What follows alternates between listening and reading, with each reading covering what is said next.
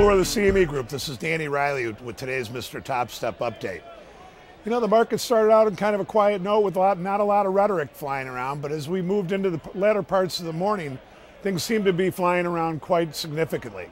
You know, when I woke up this morning, crude oil was up about 40 cents, and as we got closer to the open of the S&P, it softened up a little bit, and as we went further into the morning's trade, there was a headline that came out from what we believe was from Benzinga, that Goldman was expecting some type of subpoenas that are based on some of the mortgage stuff that they did back last year or a couple of years ago.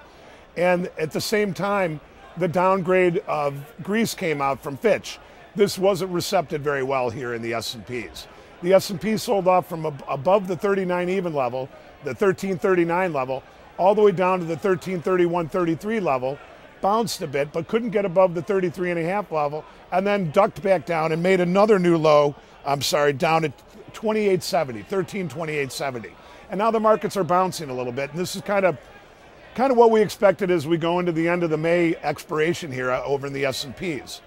You know, we're going to try to hit a couple of levels that we want to talk about here. This morning's pivot in the S&P, top-notch's pivot, and a level that we were also looking at, a couple other guys in the S&P, was the 1330.50 level.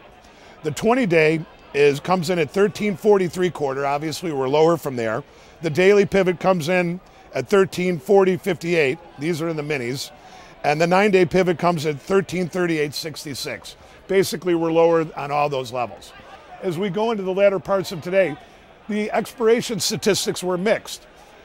The Trader's Almanac had today as a slight up day, but Wayne of Witter and Lester came up with some statistics that said that based on 3 days of down and 2 days of up, that we could see a little bit of an up bias to the expiration. But in all honesty down here, I think people are a little tired of all the ups and downs that we've been seeing throughout the week. And, you know, as we cool off, we think that the S&P will short cover a little bit going into the end of the day. As far as volumes are concerned, we've got about 4,000 big S&Ps traded, and we came in with about 245,000 minis, and right now we've got around 1 million traded. So you know what, it's not so bad, and most of that would be tied to the down move that we saw this morning. We'll be back with another MrTopStep update next week. Thank you.